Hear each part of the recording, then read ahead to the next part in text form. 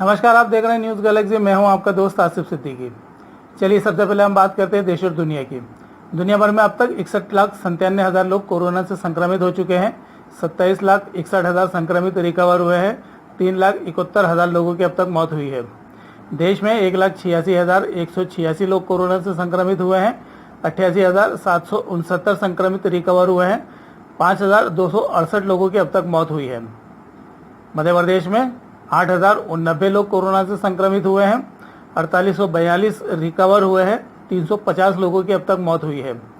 निमाड़ में आंकड़ा लगातार बढ़ता जा रहा है। यहां पर अब कुल संक्रमितों की संख्या 770 हो चुकी है।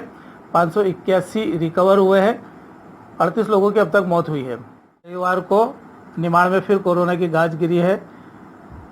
इस दिन खरगोन में 15, खंडवा में 8 और बुरहानपुर में 2 नए पॉजिटिव प्रकरण निकल के सामने आए हैं। इस तरह एक ही दिन में 25 नए पॉजिटिव मरीज यहां सामने आए हैं।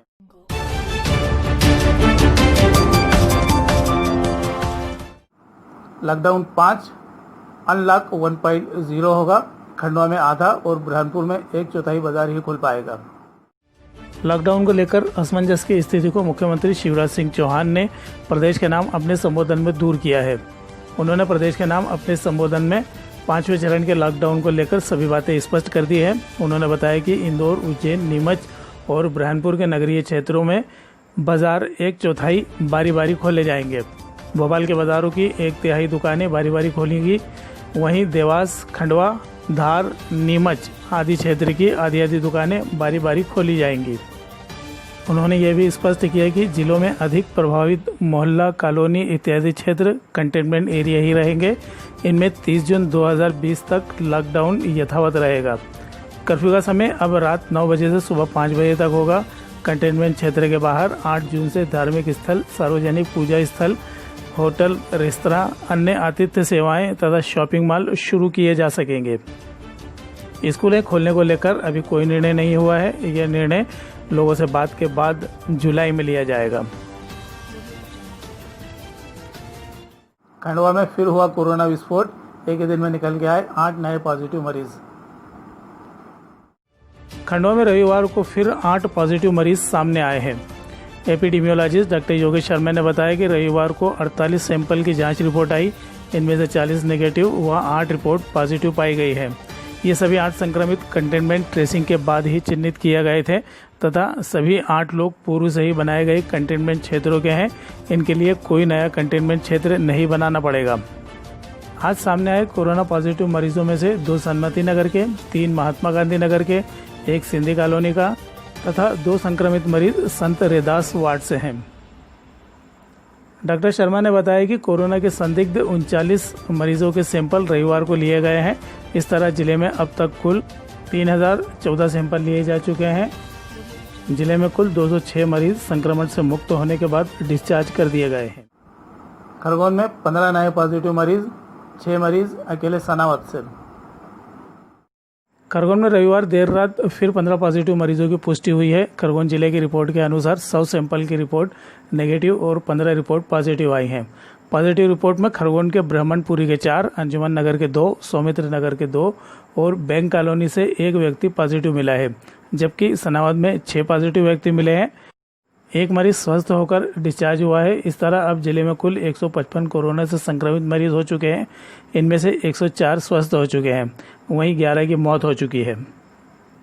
रविवार को 53 नए सैंपल जांच के लिए भेजे गए। अब भी 220 सैंपलों की रिपोर्ट आना बाकी है।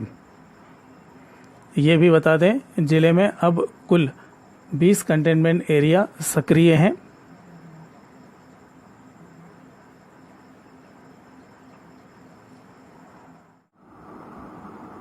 बुरहानपुर में फिर निकले 2 नए कोरोना पॉजिटिव मरीज। कुल संख्या हुई 305। बुरहानपुर में भी रविवार को राहत नहीं रही। स्वास्थ्य विभाग द्वारा अधिकृत रूप से मिली जानकारी के अनुसार रात 9 बजे आई रिपोर्ट में 2 लोग कोरोना संक्रमित पाए गए हैं। इस तरह जिले में कुल संक्रमितों की संख्या 305 हो गई है। आज मिले संक्रमितों में दोनों महिलाएं हैं और दोनों ही महिलाएं दौलतपुरा निवासी हैं।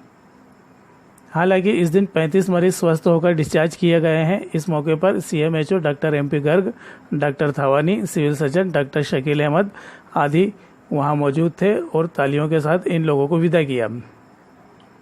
जिले में स्वस्थ होकर घर लौटने वाले कुल मरीजों की संख्या 235 हो गई है। स्वास्थ्य विभाग की मेडिकल मोबाइल टीम द्वारा संक्रमित क्षेत्रों में घर घर का सर्वे और सैंपलिंग कार्य किया जा रहा है। बुरहानपुर में अब तक 3131 सैंपल जांच के लिए भेजे जा चुके हैं, जबकि 153 की रिपोर्ट आना अब भी बाकी है। यहां कुल मरीजों की संख्या 305 हो चुकी है। बड़वानी में आई 50 रिपोर्ट नेगेटिव, 87 सैंपल्स की जांच का इंतजार। बड़वानी जिले से भेजे गए सैंपल में से 50 लोगों की रिपोर्ट नेगेटिव आई है। स्वास्थ्य विभाग द्वारा जारी हेल्थ बुलेटिन के अनुसार अभी तक जिले में 1627 लोगों के सैंपल जांच के लिए भेजे गए हैं। इनमें से 1408 लोगों की रिपोर्ट नेगेटिव तथा 53 लोगों की रिपोर्ट पॉजिटिव आई है। वहीं 87 लोगों की रिपोर्ट आना अभी बाकी है। जिले में कोरोना वायरस प्रभावित पाए गए 53 लोगों में से 36 लोगों को उपचार के बाद डिस्चार्ज किया जा चुका है।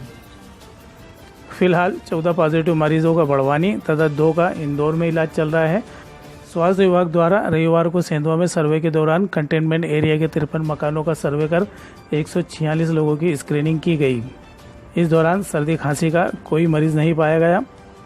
वहीं आयुष विभाग ने बालसमुंद में बनाए गए कंटेनमेंट क्षेत्र में रविवार को भी घर घर पहुंचकर काढ़े का वितरण कर उसके सेवन की विधि बताई गई। खंडवा मेडिकल कॉलेज में 1 जून से बढ़ेगी कोरोना संक्रमण की जांच की संख्या, हर दिन होगी 200 जांचें।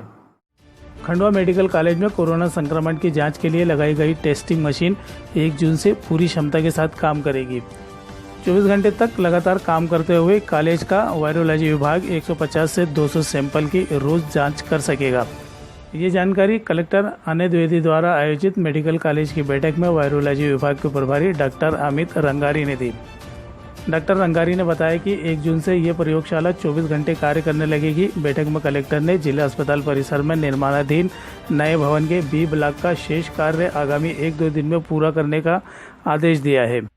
बैठक के बाद कलेक्टर और अन्य अधिकारियों ने निर्माणाधीन भवन के निरीक्षण भी किया। गंगा दशमी पर ओंकारेश्वर में बाहरी लोगों को नहीं मिलेगा प्रवेश। तीर्थनगरी ओंकारेश्वर में इस वर्ष गंगा दशमी पर्व भी सुना सुना ही जाएगा। इस दिन आयोजित होने वाले कार्यक्रमों में केवल स्थानीय लोग ही शामिल हो पाएंगे। इस दिन किसी भी बाहरी व्यक्ति का प्रवेश पूरी तरह प्रतिबंधित रहेगा। रविवार को एसडीएम ने बैठक आयोजित कर ओंकारेश्वर के अधिकारियों और जनप्रतिनिधियों से इस संबंध में चर्चा की। चर्चा में उन्होंने स्पष्ट किया कि गंगा दशमी पर भी होने वाले कार्यक्रम पूरी तरह सादगी से होंगे। इस दौरान कहीं पर भी भीड़ इकट्ठी नहीं होने दी जाएगी। नगर में धारा 144 का उल्लंघन करने वालों पर कठोर कार्रवाई की जाएगी। जो प्रमुख लोग कार्यक्रम में मौजूद रहेंगे उन्हें सोशल डिस्टेंसिंग का पूरी तरह पालन करना होगा। मंदिर की दहलीज पर कोई छोड़ गया दूध मुहा बच्चा, पुलिस ने पहुंचाया खंडवा। एक और पूरी दुनिया कोरोना से अपनों को खो रही है, तो वहीं कोई अभागी अपने दूध मुहे बच्चे को मंदिर के दहलीज पर छोड़कर फरार हो गई। घटना पंधाना तहसील के ग्राम रुस्तमपुर की है। रुस्तमपुर निवासी हर्षित कुमरावत ने बताया कि वे मंदिर के पास टहल रहे थे, तभी रात करीब 8 बजे किसी बच्चे के रोने की आवाज़ सुनाई दी। उन्होंने मंदिर की चौखट पे एक बच्चे को लावारिस हालत में पड़ा हुआ देखा।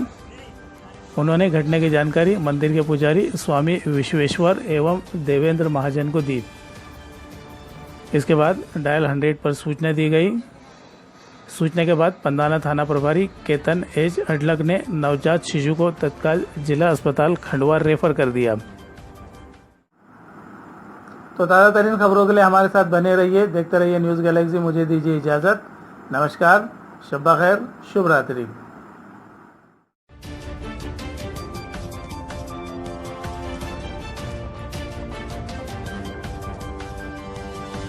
Audio Jungle.